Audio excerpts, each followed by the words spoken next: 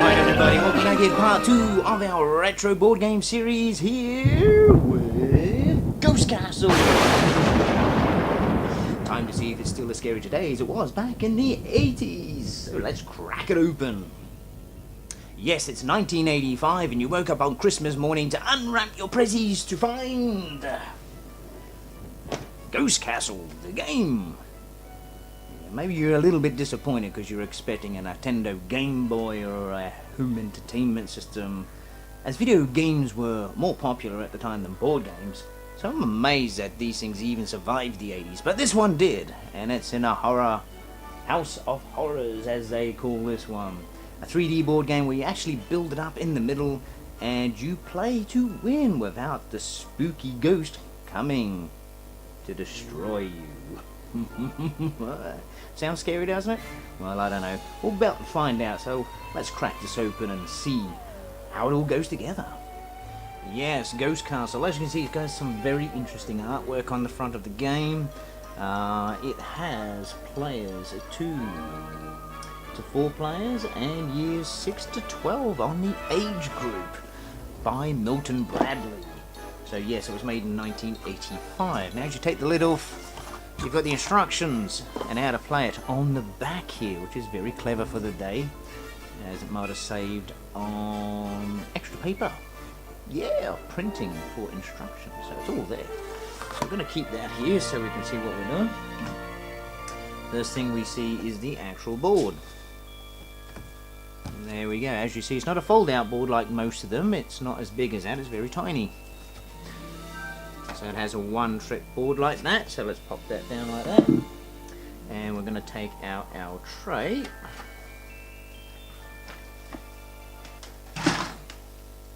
And bottom of the box, not much on there, so I'm going to sit that up there. And we're going to start with our board here.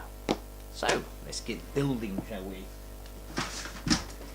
Now in the rest of the tray we have the build up for the Ghost Castle, which is that wall there, and on that side there it has graphics which are pretty interesting. And we have the actual tower like that in 2 plastic pieces. We've got another wall. We've got like a wobbly bridge, a skeleton, another wall, some stairs, another bit of plastic thing,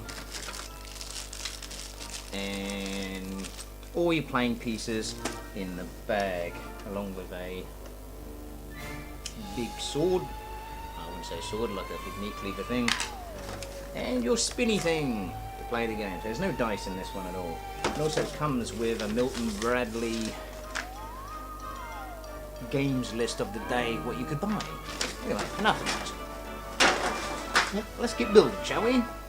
Before you can begin to play this game, there is some assembly required, which is kind of like the last one. So anyway, let's show you what this is all about. Now you've got to grab your towers first, and your main big board like that. Now, it has to be on that side there, of the spooky side. Now this has a little hole pin here, so that of course just goes like that. And then you get the other tower, and you put it on like that. And they have some little locking bits in there that slide in. There we go. Nope, not quite yet.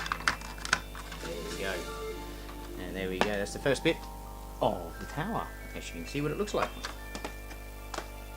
Next we got to assemble the stairs, which go on this side of the tower. So they've got to go like there. And oh, looks like one of the clips are broken. Yes. So we've got to do that plus add this little door bridge thing here that goes in on top. So that clips in there just like that. I think I'm going to have to put a little bit of insulation tape on this because one of the clips are broken. So it all stands together. So that goes in there like that. That goes like that. So let's do this, shall we? Just to hold it together. I guess after all these years. So there you go. Once you've got something's fallen off.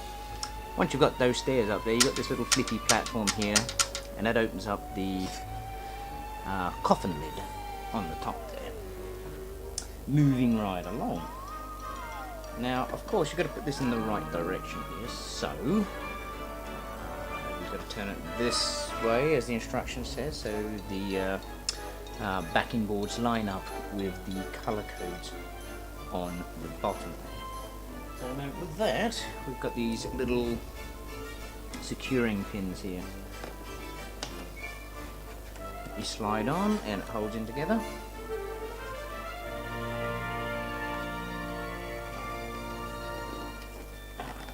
Just like that. So it holds it nice and solid. Now, we do have these other bits here that we need to put on as well. So let's do that, shall we? So first of all, we'll do this side here. So this side is, let me just have a look at that one, is not that one. This side is the skeleton door. So we put the skeleton door and it slides in there just like that. And of course another side clip there to hold it in. Boop. And of course the same on this side here. Slide that in there like that.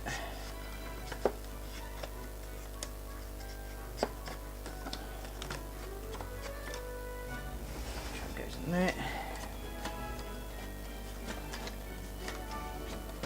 Not too sure why that's not going in. There we go.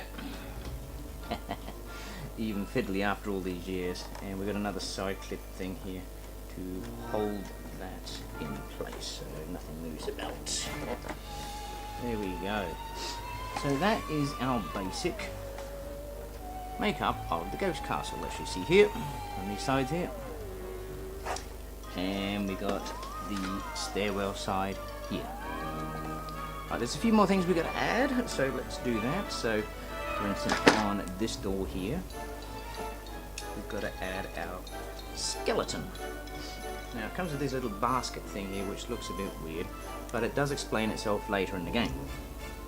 So we've got to pin our skeleton on like that, and it goes through here. Right, we've got the skeleton now working in his flip door like that, and that's to scare people. And there's another one on this side which we had to do with the knight in shining armour with his big axe. He is attached the axe to this wall here, which it just plugs in, and that gets set up literally like that during the game. Now, one extra other piece on this side is here in the ghost gallery, and you have a wonky floor which kind of sits like that, and basically, as you see, it lines up with all the floor, so you can see where it goes, and there's a reason for that, so we're going to leave that like that. So, well, there we go, that's the basic setup for this game. Yeah, it took a little bit of time, your stairs and stuff. Now, looking out of all the pieces for this version of the game, I noticed there's only one piece missing, which is a very shame, but it's a very small piece, which is the coffin lid. Now that's supposed to open when you hit this to unleash the devil. Now the good thing about this, when you see these games, it is missing another piece, which I have, which is the famous skull. That's it. This little piece is always missing with these type of games, but this one has it. So I'm sure I can manufacture a door to put on there, but I have the skull.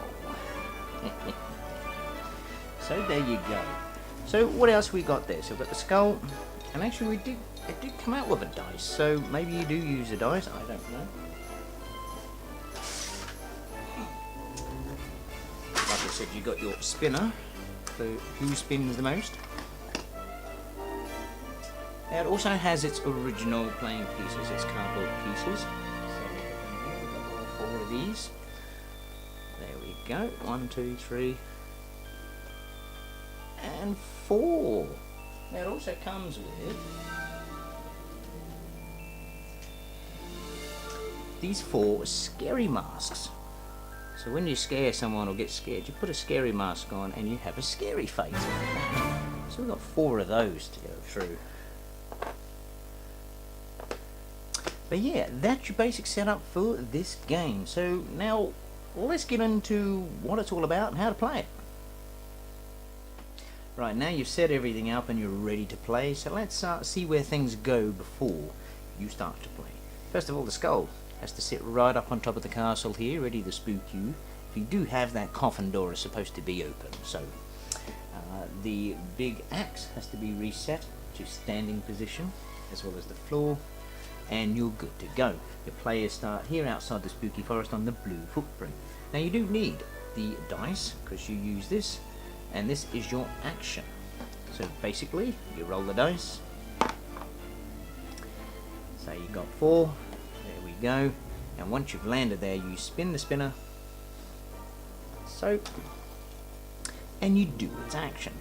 So it's got footprints. So that means you step 1. There you go. The objective of this game basically is to get through the spooky castle and up these stairs and on this platform, and the first person to do that wins without getting spooked, mutilated, or scared to death. Really, that's the basic of it. But along the way, you control what happens to your other players, which is pretty interesting.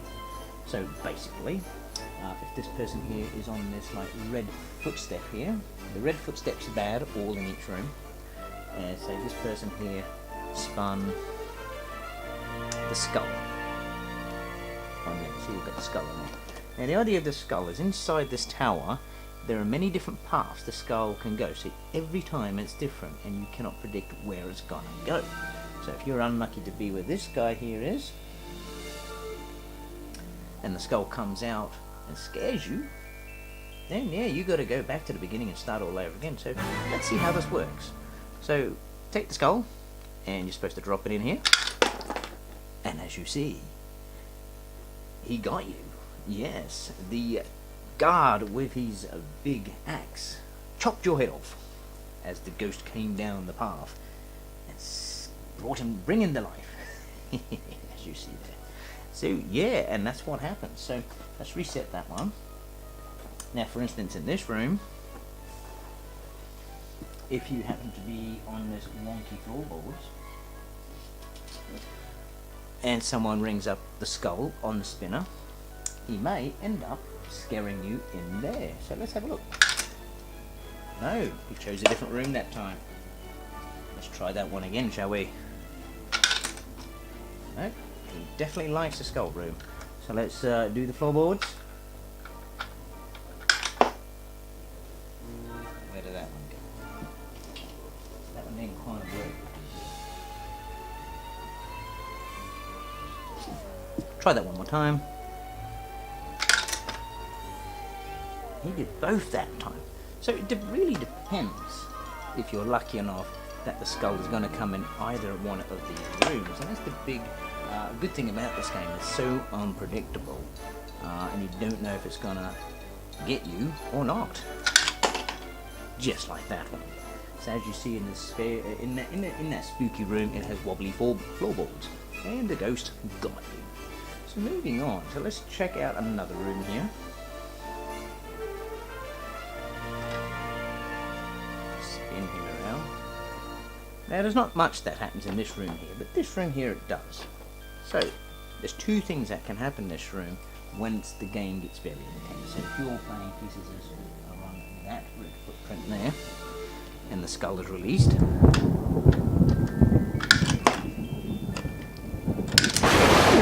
skeleton hits you, and then comes out and grabs you. Well, you know, you're gone again. You've got to start right at the beginning. Hey. However, if you're in this room and you pass the skeleton and don't get scared by him, and you end up here at the bottom of the footsteps of the tower, you could get spooked by the ghost coming down the stairs, as you just saw.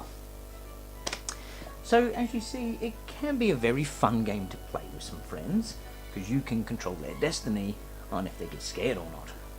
So, passing all that, if you don't do that, and you get right up here,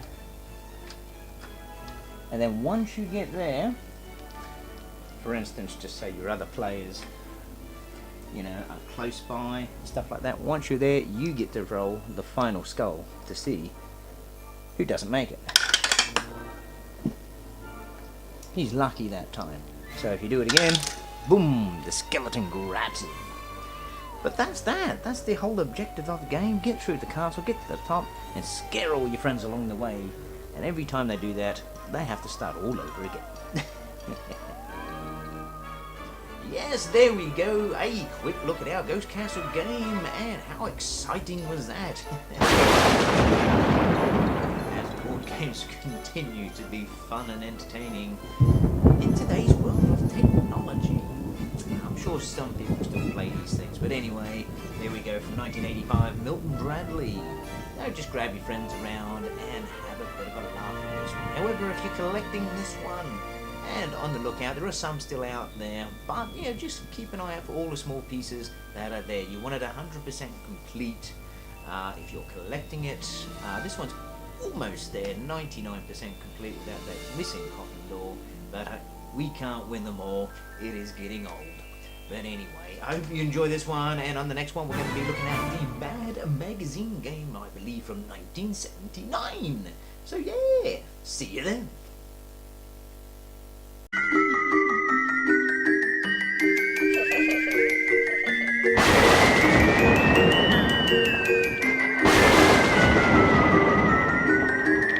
Ha ha ha ha ha!